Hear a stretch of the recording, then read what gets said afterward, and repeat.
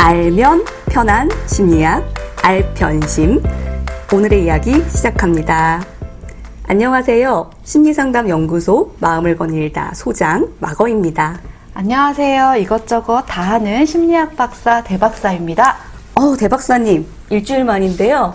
어떠셨어요? 반응이 좀 있으셨나요? 은근히 이게 반응이 즉각적이더라고요. 저는 좀 소수의 가까운 지인들한테만 살짝 말해줬는데 듣고 여러 가지 피드백도 해주시고 좋았던 점들, 특히 제 목소리가 괜찮았다고. 그래서 제가 지금 목소리 부심을 느끼고 있는데 오늘따라 약간 좀 목 상태가 옥구슬은 아니네요. 그래도 좋아요, 대박사님. 네, 감사합니다. 마거님은 어떠셨어요? 저 같은 경우는 제가 알편심의 기획자잖아요. 그쵸. 그러다 보니까 책임감이 막 어깨 위에 남다르시죠. 올려져서 잘해야겠다 해서 이제 부끄러움을 무릅쓰고 저희 지인들한테 널리 홍보를 했어요. 예상보다 많은 분들이 구독하기, 좋아요를 눌러주시고 개인적인 메시지로 저한테 방송 잘 들었다 이러면서 응원해 주시고 너무 감사하더라고요. 그러니까 이미 꽤 많은 분들이 구독하기, 좋아요를 꾹꾹 눌러주셨더라고요. 네.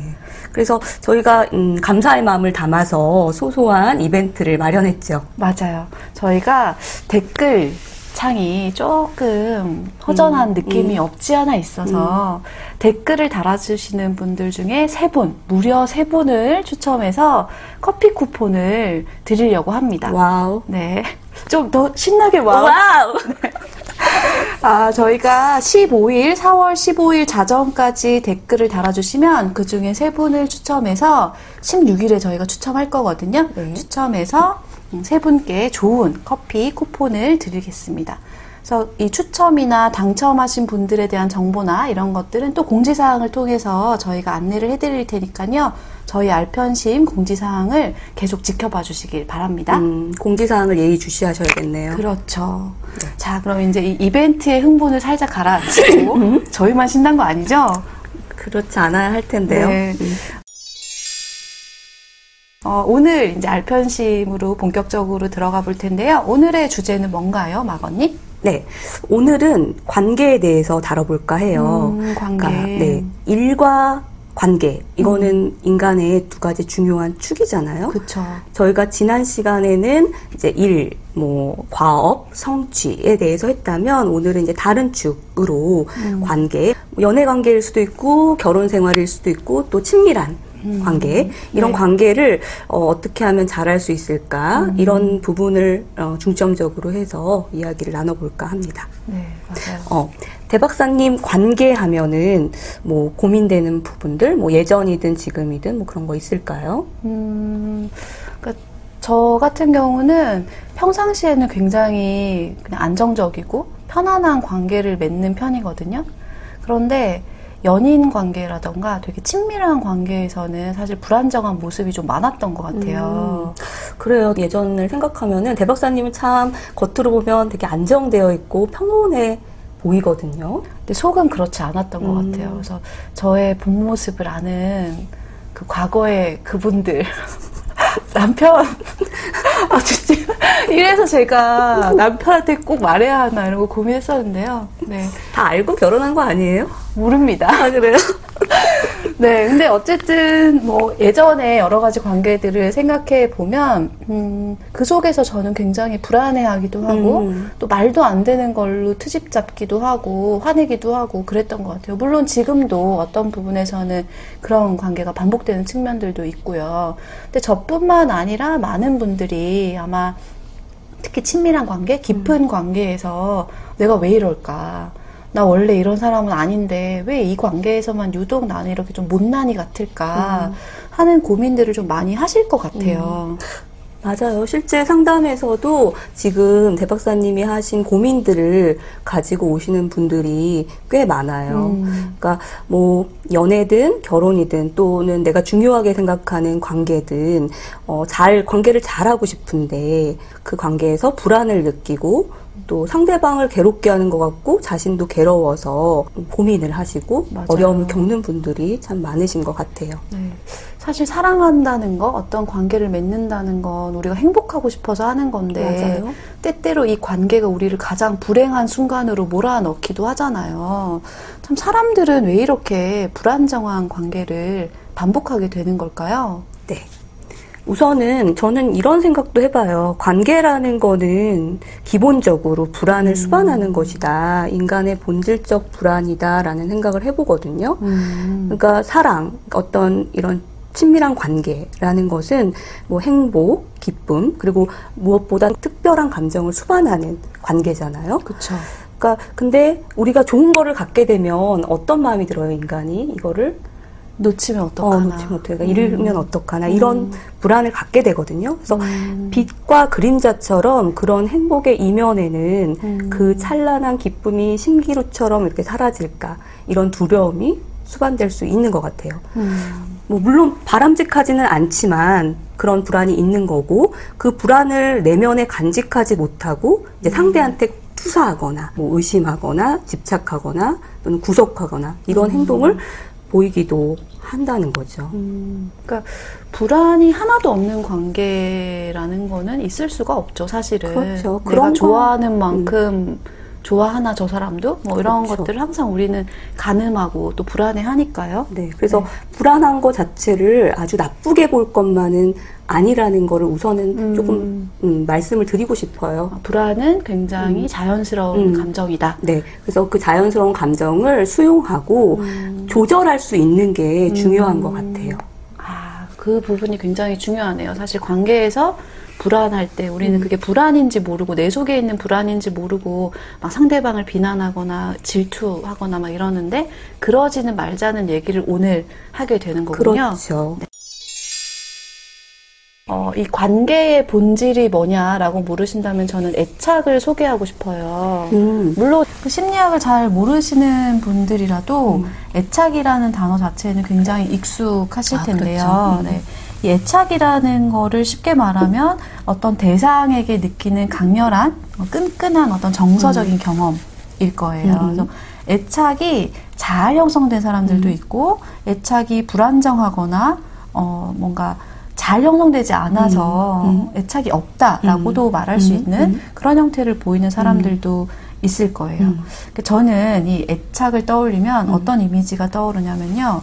우주선에 연결된 우주인 같은 느낌이에요. 어떤 거냐면 엄마가 우주선이고요. 아이가 우주인이에요. 근데 만약에 제가 우주 탐사를 나갔다고 생각하면 이 우주선과 연결된 이 끈이 충분히 튼튼하고 길다면 우주를 자유롭게 이렇게 무중력 상태에서 유영하면서 탐사 활동을 벌일 수 있을 텐데 그리고 하다가 음식이 필요하면 다시 우주선으로 쏙 들어왔다가 다시 또 충전되면 나갔다가 이게 자유로울 텐데 만약에 이 끈이 너무 짧거나 아니면 길지만 너무 약하거나 그리고 우주선이 뭔가 휙 날아가 버릴 것 같은 그런 불안함이 있으면 조금 나갔다가도 뒤돌아보고 조금 나갔다가도 뒤돌아보고 이렇게 좀 불안함이 있을 수밖에 없거든요. 그러니까 그러네요. 애착을 되게 잘 그리게 해주는 탁월한 비유죠. 비유네요. 네. 그래서 애착이 있다라는 거는 우주선과 내가 굉장히 끈끈하게 단단하게 연결되어 있다. 그래서 애착 이론을 안전기지 이론이라고 표현하는 학자들도 있더라고요. 네. 근데 이 애착 연구에서 좀 큰 획을 그은 사람이 있었어요. 에인소스라는 사람이 있는데요. 이 사람이 애착을 유형으로 구분하는 연구를 했어요. 이 실험 자체가 굉장히 재밌는데요. 일명 낯선 방 실험이에요. 네. 아이들을, 굉장히 어린 아이들을 엄마랑 같이 실험실로 초대해요. 근데 그 실험실에는 장난감이 있고 뭐 이런 놀이방 같은 그런 세팅이 되어 있죠. 그래서 아이가 엄마와 함께 놀 때 어떤 상호작용을 하는지를 좀 관찰하고요. 그다음에 엄마가 중간에 나가요. 아이한테 잠깐 나갔다 올게 하고 나가요. 그러면 그때 아이가 어떤 특정 반응을 보이겠죠. 그렇죠. 울 수도 있고 아니면 엄마 어디 가나 그냥 쳐다볼 수도 있고 그런 반응을 또 기록해요.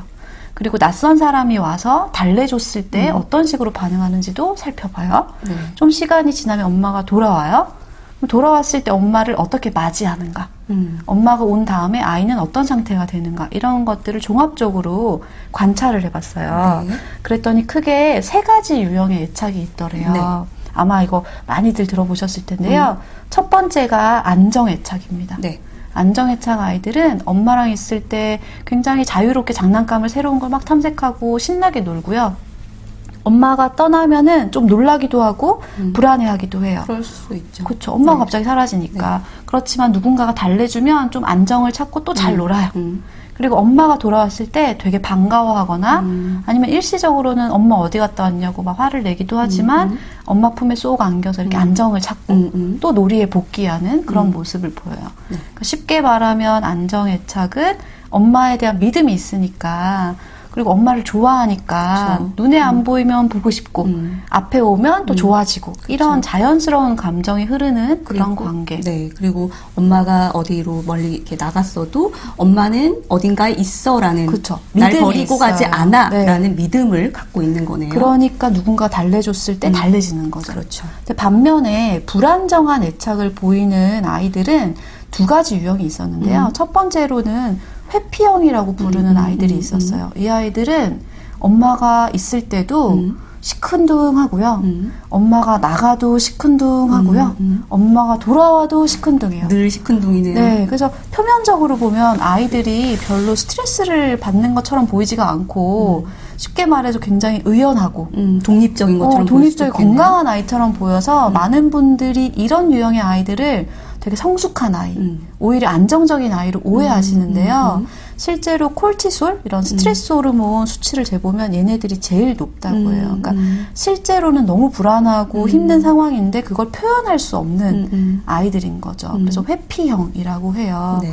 그래서 이 아이들을 보면 좀 안타까운 게 엄마가 항상 자기를 거부적인 태도로 양육을 한 경우가 많았다고 해요. 좀 방임되거나 그렇죠. 방치되거나 네, 어렸을 때 엄마로부터 분리된 경험을 했다던가 엄마가 한 번도 나를 정서적으로 위로해주지 않았을 때 엄마는 그런 존재가 아닌 거예요. 그러니까 별로 있으나 없으나 이런 존재인 경우가 네. 회피형이에요. 마지막이 불안형이라고 하는데요. 이 친구들의 특성은 양가감정이라고 요약할 수가 있어요. 그래서 네. 엄마가 없으면 자지러지게 울거나 굉장히 불안해하는데 그렇다고 또 엄마가 오면 엄마를 통해 위로를 얻는 것도 아니에요. 엄마가 와서 안아주는데도 이렇게 몸을 뒤로 뻗팅긴다거나 계속 운다던가. 그러니까 이런 아이들은 엄마가 불안한 거예요. 엄마가 어떨 때는 잘해주고 어떨 때는 또 너무 무섭게 하고 그러니까 엄마의 이 반응을 내가 신뢰해도 되나? 엄마한테 안겨서 울어도 되나?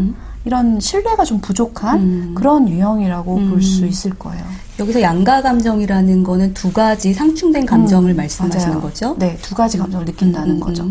엄마가 좋기도 하고 싫기도 하고 네. 필요하기도 하고 없었으면 좋겠기도 하고 이런 마음들을 동시에 느끼니까 아이들이 얼마나 불안하겠어요. 그렇겠네요. 이런 애착 유형이 우리가 왜 이렇게 제가 자세히 설명을 드리냐면 사실은 어릴 때 엄마 혹은 아빠 이런 주 양육자와 형성한 애착 관계가 성인이 되어서 맺는 인간관계에도 지속적으로 영향을 미친다라고 알려져 있기 때문이에요. 네, 맞아요. 그래서 성인들 같은 경우에도 이제 연애했을 때 특히 이제 연애나 뭐 어떤 결혼을 해서 배우자의 관계에서도 이런 어릴 적 형성된 애착 유형에 기반해서 관계가 그대로 재현되는 모습을 볼 수 있어요. 그래서 좀 유형들의 특성을 설명을 드리면 여러분들이 이렇게 들으시면서 아, 나는 어떤 유형의 연애를 하고 있는지 좀 점검을 해보실 수 있을 것 같아요. 네. 우선 첫 번째로 안정형 애착 유형을 가진 연애를 하시는 분들은요. 마음이 이제 안정돼 있잖아요. 상대방을 믿고 신뢰하고 그래서 눈에 안 보여도 나를 사랑하고 있을 거야 이렇게 믿기 때문에 그 연인에게 집착하거나 이렇게 버림을 받을까봐 불안해하지 않고 상당히 이렇게 평온한 마음을 가지고 연애를 합니다. 네. 그리고 이제 다투더라도 관계에서 이제 어려움이 생겼을 때 모습도 보면은 좀 이제 감정 기복이 크지 않아요. 물론 이제 불편함은 느끼고 뭐 이렇게 분노나 뭐 화나 슬픔 이런 거 느끼긴 하지만 감정의 기복이 크지 않아서 문제를 피하거나 거부하지 않고 이렇게 대화로 잘 풀어가는 그런 모습을 보입니다. 아까 제가 아기들의 애착을 설명할 때 감정이 자연스럽게 흘러간다는 표현을 했었는데 네네. 아마 성인이 안정형 연애를 하면은 연인들끼리도 부정적인 감정은 좀 표현하기도 하고 그렇죠. 받아주기도 하고 그렇죠. 또 좋을 때는 그 좋음을 즐기기도 하고 이렇게 자연스럽게 흘러가게 그렇죠. 되겠네요. 자연스러운 흐름이 이제 특징이라고 할 수 있어요. 그리고 이제 뭐 생각이나 태도도 좀 유연하죠. 자연스럽게 흘러가니까. 융통성 있고. 그렇죠. 그래서 이런 안정형 애착 유형이 있는 반면에 이제 아까 불안정 애착은 두 가지로 나눠진다 그랬잖아요. 회피형과 불안 애착. 그래서 회피 애착을 가진 분들의 이제 연애 유형을 보면은 상대방하고 지나치게 가까워지면 불편해요. 그리고 기본적으로 가까워지면은 받을 상처가 두려워요. 그래서 무의식 중에 그 사람하고 거리를 둬요. 밀어내는. 네, 밀어내는 거죠. 그래서 또 감정을 주고받는 거에 익숙치가 않아서 어떤 진정한 감정적인 교류가 이루어지기가 어렵죠. 그러니까 저는 이 회피형 연애하시는 분들을 떠올리면 고슴도치가 떠오르더라고요. 맞아요. 그러니까 좀 이렇게 서로 가까이 가면 상처 찌를까봐 두려워서 좀 일정한 거리를 유지하는 그런 모습을 떠올려도 될까요? 네, 맞아요. 저도 예전에 굉장히 심한 회피형인 사람을 잠깐 만났었는데요. 이 사람하고 만날 때 어떤 감정 교류가 일어난다는 느낌이 전혀 안 들었어요. 뭔가 목석과 얘기하고 있다라는 느낌? 그리고 특히 이 회피형 애착을 가진 사람들은 다툼이 있을 때 그 문제를 해결하는데 능하지 못해요. 그래서 입을 다물어 버리거나 연락을 두절하거나 동굴에 들어가는 네. 그런 성향이 있습니다. 그래서 이 회피형 애착 유형하고 연애를 하시게 되면 굉장히 뭔가 소통이 되지 않는다. 답답하고 단절된 느낌이다. 이 사람 내가 사람과 만나는지 뭐 목적과 나만 만나는지 잘 모르겠다.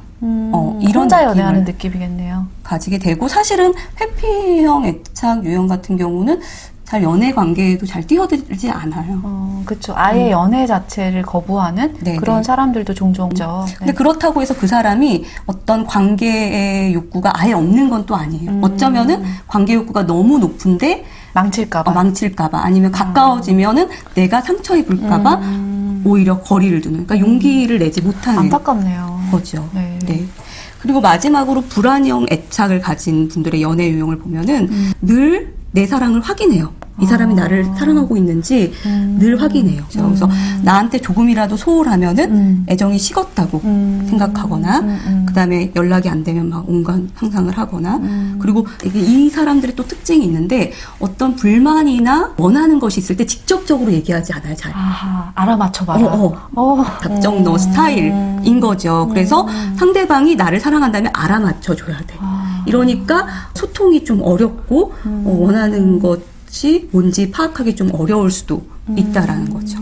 네. 성인들의 이제 연애 관계에서 나타나는 애착 유형은 이렇게 이런 특성들을 보인다는 거죠.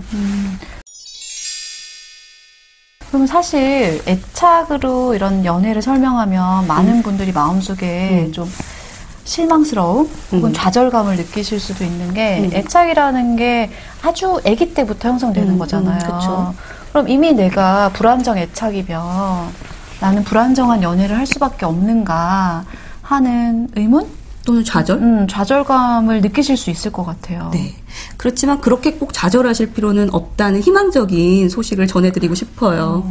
뭐냐면 이 애착 이론에서 보면은 획득된 안정 애착이라는 게 있어요. 말 그대로 불안정 애착, 즉 회피 애착이나 불안 애착을 가지신 분들도 성인기에도 어떤 경험들을 통해서 안정 애착을 형성할 수 있다는 거예요. 애착 유형도 바뀔 수 있다는 거죠? 그렇죠. 그러니까 예를 들면은 뭐 좋은 선생님을 만나서 또는 좋은 친구를 만나서 그리고 좋은 연인을 만나서 좋은 배우자 또는 이제 심리 상담도 사실은 새로운 애착 관계를 형성하는 과정이라고 보시면 돼요. 제가 이제 심리 상담을 하다 보면 어떤 느낌을 갖냐면 마치 내가 새로운 양육을 하는 것 같은 그런 제가 양육자가 된 느낌을 받거든요. 그게 뭐냐면 불안정 애착을 가지신 분들이 심리 상담에서 상담자와 굉장히 친밀하고 의미 있는 관계를 맺으면서 새로운 좋은 안정적인 애착을 형성하면서 안정감을 얻고 그래서 그 안정감을 바탕으로 밖에 나가서 다른 분들하고 안정적인 관계 경험을 하실 수가 있는 거죠. 좋은 상담자를 만나는 게 진짜 큰 복이죠. 그렇죠. 마건님 같은? 감사합니다. 마음을 거닐다. 네. 깨알 온 것도 오늘도 했습니다. 박사님 너무 네. 마음에 들어요. 내가 이래서 대박사님하고 같이 하자고 얘기한 거죠. 아, 저를 끼워주신 그 은혜에 보답을 해야 되지 않겠어요, 제가? 제가 감사한 일이죠.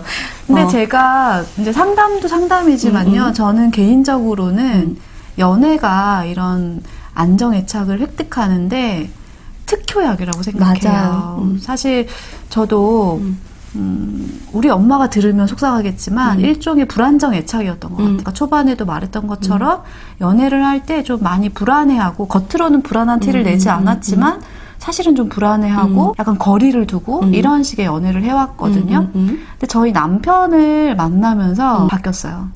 구세주네요.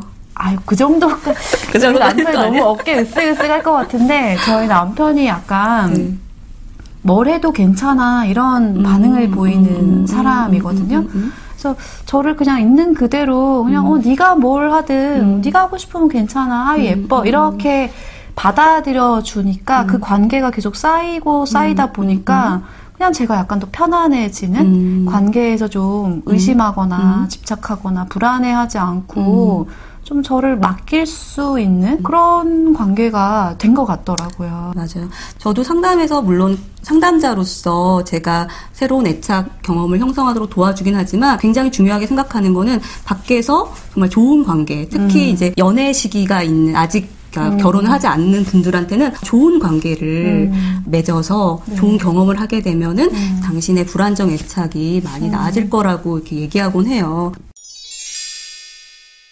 근데 이런 좋은 관계를 맺기 위해서는 선행 조건이 있잖아요. 그렇죠. 그러니까 왜냐하면 요즘에 연애 상담 이런 거 진짜 프로그램이 많잖아요. 근데 그런데 보면 연애 기술 같은 걸 팁 이런 걸 진짜 많이 알려주는데 맞아요. 저는 개인적으로 이런 팁이 중요한 게 아니라 뭐 우리가 그런 기술을 몰라서 연애를 못 하나요? 그렇진 않죠. 네. 그래서 저는 개인적으로는 좋은 관계, 건강한 연애나 결혼 생활이나 이런 관계를 유지하기 위해서는 먼저 내 스스로가 좀 좋은 사람, 안정적인 사람이 될 필요가 있다라고 느껴요. 그래요. 아까 연애 기술이라고 얘기하시는 부분에서 제가 항상 떠올리는 게 있어요. 제가 좋아하는 에리 프롬의 사랑의 기술. 네, 이 마고님의 지적인 면모가 또 드러나는군요. 이 책 제목을 보면 마치 저도 대학교 1학년 때 이 책 제목 보고 조금 오해를 했었는데요. 뭔가 사랑의 팁에 대해서 기술, 이런 걸 알려줄 것 같은데 사실 이 사랑의 기술이 어떤 그런 연애 노하우 이런 걸 알려주는 게 아니라 어떻게 하면 사랑을 잘할 수 있는지 이 제목이 Art of Loving이거든요. 어떤 스킬이 아니라는 거죠. 능력. 그래서 거기서 이제 나오는 말이 우리는 사랑할 사람이 없어. 나한테 맞는 사람이 없어. 라고 하지만 사실 정작 중요한 거는 내가 사랑을 줄 수 있는, 사랑을 할 수 있는 능력이 있는 사람인지 점검해 보라는 그런 말을 하거든요. 그러니까 먼저 이제 좋은 연애, 좋은 관계를 맺기 전에 그 관계 자체에만 너무 집중할 것이 아니라 좋은 관계를 가질 만한 능력이 있는 사람인가 내가. 그렇죠. 이걸 먼저 고민해 보라는 말씀이시고 또 오늘 알편심에서는 어떻게 하면 내가 좀 좋은 사람이 될 것이냐 그런 구체적인 방법을 얘기해 보는 시간이 되겠네요. 그렇죠. 그럼 이런 좋은 관계, 이전에 좋은 사람이 되기 위해서는 어떤 구체적인 방법들이 있을까요? 네. 첫 번째로는 내가 관계를 맺으려는 이유를 점검해 보는 게 필요할 것 같아요. 관계를 맺는데 이유가 있나요? 그냥 좋아서? 그렇죠. 좋아서. 그 사람이 좋아서 저 사람과 만나고 싶어서 함께하고 싶어서 하는 건데 근데 이제 심리학에서 need to belong이라는 게 있어요. 그러니까 뭐 일종의 소속의 욕구? 저희는 이제 관계의 욕구라고 명명을 해보죠. 이 관계의 욕구를 두 가지로 나눈 이론이 있어요. 그래서 이 이론에서는 관계를 하고 싶은 욕구를 성장 지향 욕구와 결핍 감소 지향 욕구로 나눠요. 즉 성장 지향 욕구는 이름에서 보듯이 관계를 하는 이유가 성장을 위해서 하는 거고요. 그 다음에 결핍 감소 지향은 어떤 결핍을 줄이기 위해서 결핍감을 채우기 위해서 관계를 맺는 거예요. 좀 더 구체적으로 얘기해 주실 수 있을까요? 그래요. 요 관계 지향 척도의 문항을 조금 예시를 드리면은 좀 좋을 것 같아요. 이걸 들어보시면서 내가 어느 쪽인지 좀 점검해 체크를 해보시면 좋을 것 같아요. 네. 성장 지향 같은 경우는 첫 번째로 다른 사람과 그 사람과 이야기하는 게 다양한 주제에 대해서 이야기하는 게 재밌기 때문에 그다음에 두 번째로는 그 사람에게 진정한 관심이 생겨서 관심. 네. 그리고 이 만남, 관계를 통해서 그 사람에 대해서도 내가 배울 수 있고 또 내 자신에 대해서도 배울 수 있기 때문에 관계를 맺는다라고 뭔가 배우는 게 있다. 네. 그리고 반면에 결핍 감소 지향에서는 첫 번째로는 어떤 받아들여지는 느낌, 내가 누구에게 수용된다라는 느낌. 그 다음에 두 번째로는 뭐 혼자 있는 게 외롭고 공허해서 외로움과 공허함을 채우기 위해서 네. 만난다 이런 네. 의미죠. 그리고 세 번째로는 내가 어떤 결정을 할 때 좀 의견을 참조할 사람이 필요해서 의존. 네. 그런 욕구를 보이는 문항들로 구성이 돼 있어요. 어떠세요? 그 문항만 들어봐도 그 결핍 감소 지향은 뭔가 다른 사람을 만나는 이유가 약간 내 안의 부족함을 채우기 위해서 그렇죠. 약간 사람을 도구처럼 쓰는 느낌도 없지 않아 있네요. 그리고 또 의존하고. 근데 이제 보면은 사실은 우리가 누군가를 만날 때 단지 뭐 성장하고 싶은 욕구 때문만은 아니고 외로워서 그렇죠. 만나는 그것도 무시할 수는 없어요.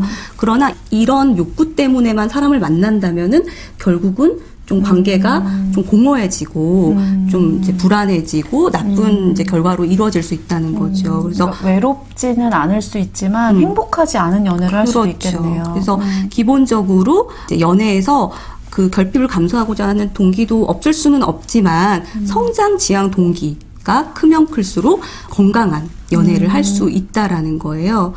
그래서 이 관련된 이 연구를 설명을 드리면 이 캐나다의 퀘벡 대학교의 라빈이라는 교수가 이제 이 연구를 했어요.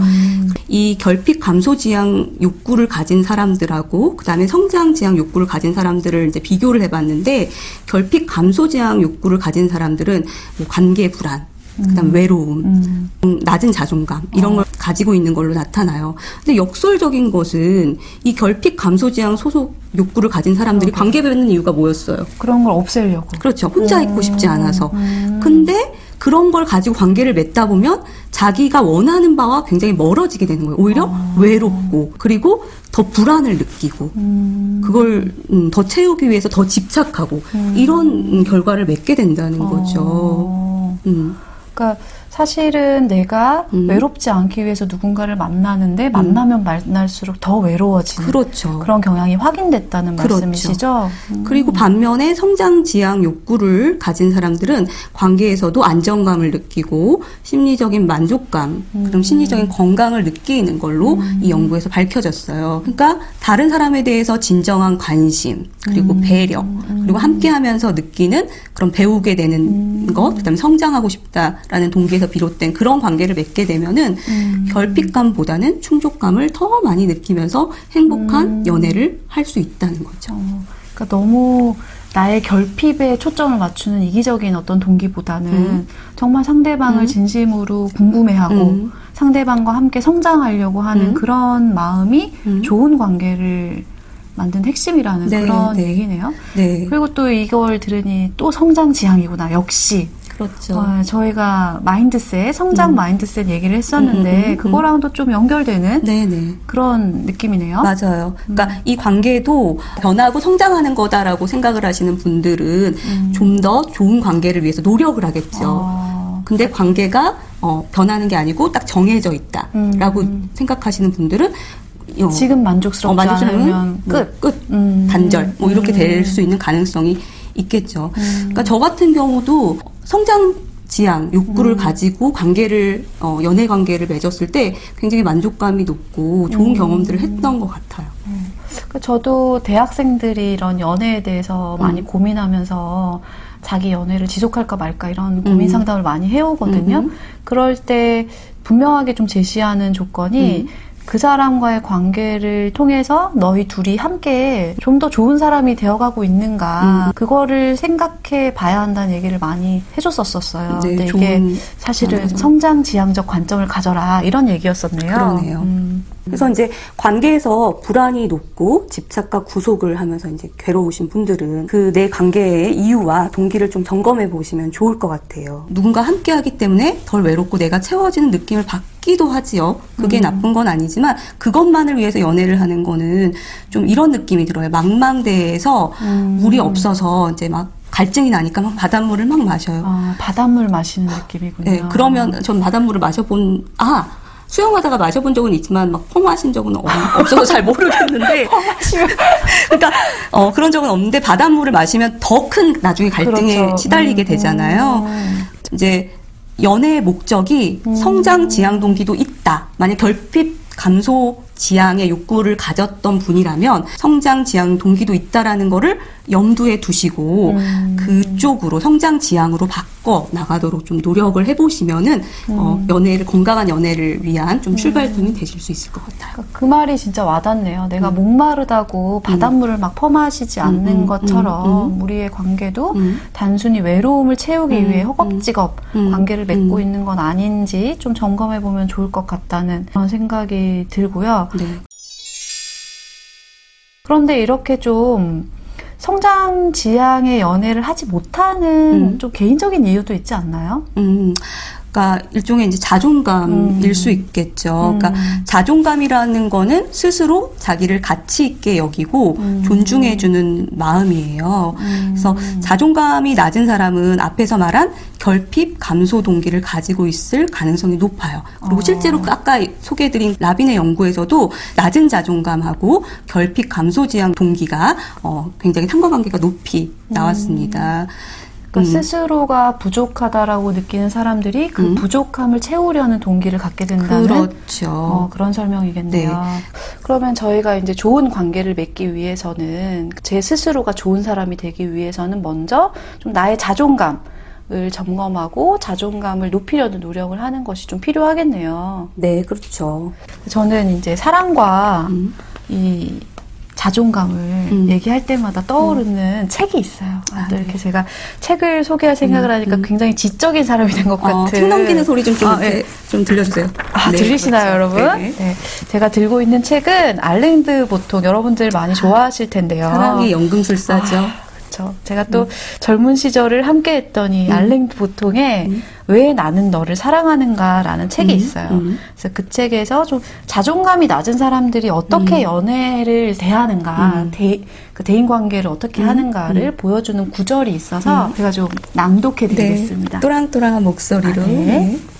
우리는 추하고 멍청하고 따분한 우리 자신으로부터 벗어나 아름답고 똑똑하고 재치 있는 사람과 함께 있고 싶어서 사랑을 한다. 그런데 그런 완벽한 존재가 어느 날 마음을 바꾸어 나를 사랑하기로 했다면 어떻게 될까? 나는 약간 충격을 받을 수밖에 없다. 우리는 묻게 된다. 이 사람이 정말로 그렇게 멋진 사람이라면 어떻게 나 같은 사람을 사랑할 수 있을까?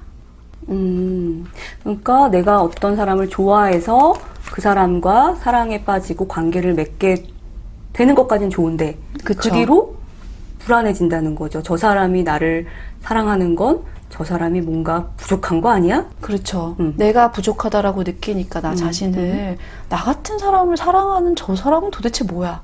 내가 이렇게 부족한 것도 모르는 바본가? 이런 마음이 든다는 거예요. 그러니까 상대방이 나를 사랑해줘도 그게 사랑이라고 받아들이기보다는 이상하다. 뭔가 잘못됐다. 이런 불안을 느끼니까 어떻게 되겠어요? 늘 확인하려고 하죠. 그렇겠네요. 진짜 나 사랑하는 거 맞아? 너 정말 사랑해도 괜찮아? 이런 식으로 계속 쿡쿡 찌르는 시험하려고 하는 그런 경우 있죠. 네, 그런 모습을 보이게 된다는 걸 알랭드 보통도 이렇게 써놓았네요. 네, 그걸 들으니까 이제 결국은 내 자존감이 중요하다는 건데, 그러니까 내가 왕자면 상대방은 공주로 보이는데, 그쵸. 내가 뭐 노비면 상대방이 뭐 무술이 같은 노비 이렇게 보인다는 거네요. 그렇죠. 그러니까 저희가 이 얘기들을 통해서 강조하고 싶은 점은 좋은 관계를 맺기 위해서는 상대방이 어떤 좋은 사람이기를 기대하기보다는 먼저 내가 내 자신을 좋게 보고 사랑하는 마음이 있는가. 그러니까 스스로 사랑받을 만한 가치가 있다고 느껴야 남들이 나를 사랑해 줬을 때 그게 사랑인 것으로 느껴진다는 거죠. 그렇겠네요. 그래서 여기서 이제 자존감이라는 거를 더 말씀드리고 싶긴 해요. 근데 자존감이 굉장히 방대하잖아요. 맞아요. 그리고 너무 중요하고요. 네, 중요하고 어떤 모든 심리적인 문제에 항상 나오는 게 자존감이에요. 맞아요. 기승전 자존감. 그렇죠. 그래서 저희가 이제 기회가 되면은 자존감 특집을 하려고 해요. 또 자존감 전문가도 모시고 저희가 또 인맥이 다양하잖아요. 그럼요. 고급 인력들이 줄줄이 대기하고 있죠. 그렇죠. 그런데 이런 양질의 고급 인력을 모셔오려면 이 방송이 어때야 됩니까? 그렇죠. 호응이 필요하잖아요. 맞아요. 그러니까 여러분 다 아시죠? 구독하기, 좋아요 눌러주세요. 이렇게 좀 중간중간 깨알 홍보를 우리가 해줘야 돼요. 네, 아직은 성장이 필요한 시기이기 때문에. 네. 저희가 자존감 이야기를 했는데 사실 또 생각해 볼 게 있어요. 그게 뭐냐면 자기 개념 복잡성이라는 겁니다. 말 그대로 자기 개념이 굉장히 다양한 모습, 다양한 형태를 띌 수 있다는 건데요. 예를 들어 마건님만 해도 딱 하나의 역할이나 관계만 맺고 있지는 않잖아요. 그렇죠. 마음을 거닐다의 소장이시면서 알편심의 기획자이시면서 막어 역할을 맡고 계시고 또 누군가의 딸이기도 한 또 그 밖에도 제가 맺는 사회적인 관계들에서 어떤 역할들을 맺고 있죠. 그렇죠. 그리고 그 다양한 역할과 관계들 속에서 나는 이런 사람이야 라고 생각하는 개념들이 늘 동일하지는 않아요. 예를 들어 저는 저희 남편에게는 굉장히 엄격한 아내이지만 저희 딸들에게는 굉장히 따뜻하고 싶어하는 친구 같은 엄마이기도 하거든요. 그러니까 우리가 자기 개념 복잡성이 있으면 다양한 관계에서 느껴지는 나의 다양한 모습을 통합된 하나의 나로 인식하고 있기 때문에 어떤 한 관계에서 상처받거나 어그러지더라도 다른 관계를 통해서 회복하거나 좀 스트레스를 완화하거나 좋은 기능들을 할 수 있다라는 그런 설명을 하고 있어요. 그러니까 역할과 관계가 많고 그것이 잘 통합될수록 어떤 한 관계에만 매몰되어서 거기에 집착하지 않는다는 거네요. 그렇죠.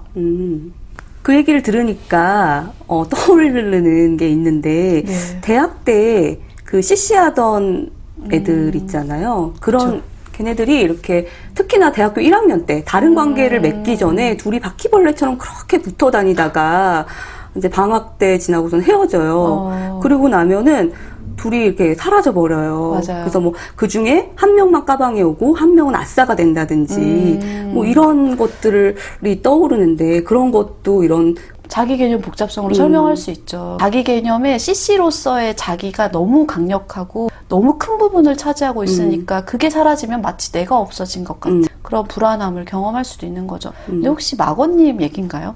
아니요. 저는 CC를 못 해봤어요. 전 그게 천추의 한입니다. CC 좀 하셨을 얼굴인데. 네, 안타깝네요. 그러니까 결국에는 어떤 관계 하나에 너무 집중하지 않고 다양한 관계 속에서의 나를 떠올려 보면 좀 더 건강한 관계를 맺는데 도움이 된다는 얘기예요. 그러니까 예를 들어서 아까 CC 같은 경우에도 CC이지만 또 다른 동아리 친구들이나 과 친구들과도 관계를 계속 유지하고 있다면 내가 누군가의 여자친구, 남자친구로서의 관계가 끝났다 하더라도 또는 그 사귀는 과정에서 조금 좀 안 좋은 일이 그렇죠. 있거나 불안한 일이 있더라도 다른 관계에서 그것을 좀 보상할 수 있는, 보완할 수 있는 것들을 얼마든지 찾아볼 수 있다는 거죠. 그렇겠네요. 네. 그래서 만약에 여러분들이 어떤 관계에서 불안이 밀려오는 순간들이 있잖아요. 막 의심하게 되고 집착하게 되는 그런 순간들이 있을 때 오히려 그럴 때를 좀 다른 관계에서의 나를 떠올려보는 혹은 그 역할을 수행하는 계기로 삼는 것도 하나의 구체적인 방법이 될 수 있어요.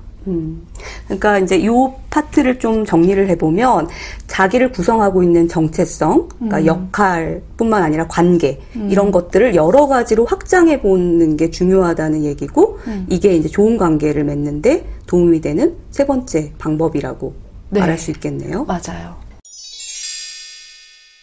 그런데 관계에서 불안이 높은 사람들의 특성 중 하나가 또 거부 민감성이 높다는 거잖아요. 맞아요. 거부 민감성이 높은 사람은 거절에 되게 민감해서 아주 작은 사인도 되게 예민하게 캐치하고 네. 자기가 거부당하지 않을까 이런 걱정을 하면서 받아들인다는 네. 거잖아요. 이 거절에 대한 과도한 민감성 때문에 관계를 망쳐버릴 수 있다는 거예요. 그래서 그 결과적으로 관계에 더 불안을 느끼게 되는 거고요. 이거를 연구한 게 있어요. 네. 심리학자들은 참 많은 걸 연구했네요. 그렇죠. 네. 그 컬럼비아 대학의 다우니 교수가 이제 연구를 했는데요. 거부 민감성이 높은 사람의 실제 A는 실제로 관계 불만족을 느끼고 있었어요. 근데 제 연인이 거부 민감성이 높으면 제가 불만족한다는 그렇죠. 거죠? 근데 이제 흥미로운 거는 그 상대방이 관계 불만족을 느끼는 과정, 그걸 분석해 봤더니 거부 민감성이 높은 자체, 그 자체가 애인을 불만족하게 만드는 게 아니고 거부 민감성이 높은 사람들이 모호한 상황, 중립적인 상황에서도 내 애인이 사랑이 식었어. 뭐 아니면 관계에 대한 헌신이 줄었어. 라고 과대 해석해서 뭐 질투, 공격적인 행동, 말, 이전과는 다른 지지적이지 않은 언행, 이런 것들을 하기 때문에 그 관계에서 불만족하게 되더라라는 겁니다. 상대방의 사랑을 확인하기 위해서 질투를 하거나 그 여자 왜 만났어? 그 남자 왜 만났어? 그냥 회사 사람들인데 그리고 공격적인 거 네. 너는 이래 막 이러면서 그렇게 하면 상대방도 지치죠. 그렇죠. 그래서 결국 지쳐서 떠나가는 거죠. 그러니까 또 역시 날 거부할 줄 알았어. 이런 악순환이 계속되는 거네요. 그러니까 일종의 자기 충족적 예언이라고 할 수 있어요. 그러니까 저 사람은 날 싫어해서 떠날 거야. 떠날 짓을 하고 그러면서 떠날 짓을 하고 나서 진짜 떠나면 거봐. 내 말이 맞아. 역시 나는 사랑받지 못할 존재야. 뭐 이럴 줄 알았어. 이렇게 되는 건데 사실 자기 행동이 만들어낸 결과라는 거죠. 사실 참 안타까운 것 같아요. 네. 우리가 초반에 얘기했던 그 애착으로부터 시작해서 사실은 애착이 건강한 자기의 기초가 되잖아요. 그런데 불안정한 애착을 가진 사람들이 좀 불안정하고 낮은 자존감을 갖게 되고 그러다 보면 거절에 민감해지고 그렇죠. 그래서 항상 관계에서 예민하게 반응하게 되고 그러다 보니 불안해서 엉뚱한 것을 과해석하거나 그리고 이제 뭐 집착하거나 집착이나 네. 이런 걸로 표현하게 그러면 되고 실제로 관계가 또 망쳐지고 네. 그러면 역시 나는 이 정도밖에 안 돼라고 또 자존감이 낮아지고 네. 그러니까 악순환이 되는 거죠. 그러니까 어떤 지점에서는 끊어야겠네요. 네, 고리를 끊어야겠죠. 네네. 오늘 저희가 한 이야기를 좀 대 박사님께서 이렇게 하나하나 정리를 해주시면 좋을 것 같아요. 대 박사답게 좀 네, 정리를 대 박사의 정리 시간입니다. 해보겠습니다. 그러니까 우선 오늘은 저희가 좀 관계에서 불안하신 분들, 집착하고 의심이 많고 그래서 이 관계라는 게 힘드신 분들에 대한 얘기들을 해봤는데요. 그러기 위해서 애착부터 얘기를 했었어요. 그래서 아주 어린 시절에 형성하는 애착이 성인기의 연애에도 지속적으로 영향을 미친다라는 거 기억하시고 첫 번째로는 여러분이 내가 어떤 애착 유형을 갖고 있는지는 한 번쯤 점검해 보시면 좋을 것 같아요. 그리고서는 좋은 연애를 하기 위해서는 좋은 사람을 만나는 게 아니라 좋은 사람이 되어야 한다. 그래서 좋은 사람이 되기 위한 몇 가지 방법들을 저희가 제안해 드렸죠. 첫 번째로는 연애를 하려는 이유가 뭐냐. 그래서 성장지향적인 목적을 가질 필요가 있다는 점. 그다음에 두 번째로는 자존감을 점검해 보라는 것. 내가 나 자신을 사랑해야 비로소 사랑받을 수 있다는 것. 그다음에 세 번째로는 자기 개념 복잡성. 꼭 이 관계가 나의 전부는 아니라는 것. 그다음에 마지막이 거부 민감성이었어요. 너무 거절에 민감해서 아주 그냥 아무것도 아닌 것들을 과해석, 이별의 사인으로 받아들여서 바들바들 떨고 있는 건 아닌가. 이런 것들을 점검해 보시기를 저희가 권해드렸었죠. 네. 역시 대 박사님 깔끔하고 일목요연한 정리. 긴장했어요. 네, 까먹을까봐. 잘하셨습니다. 네. 오늘 이야기에서처럼 관계에서 불안을 겪지 않으시더라도 연애나 결혼이나 뭐 사랑 이런 만 인류의 공통사니까요. 한 번쯤 자신의 연인이나 또는 이제 배우자와의 관계에서 적용해서 생각해 보시면 좋을 것 같아요. 네. 오늘 여러분들이 적용하시고 생각하셔야 될 게 또 하나 있죠. 그렇죠. 네. 구독하기, 좋아요 우선 한번 눌러주시고요. 그리고 저희 이벤트 잊지 마시길 바랍니다. 그래서 댓글 달아주시면 저희가 3분 추첨한다는 거. 그래서 이번 한 주 동안 댓글 많이 달아주시길 부탁드릴게요. 네. 오늘의 이야기로 여러분들이 좀 더 건강하고 성장적인 관계를 맺을 수 있기를 바라면서 제가 좋아하는 식구로 마무리 짓도록 할게요. 사랑하라. 한 번도 상처받지 않은 것처럼.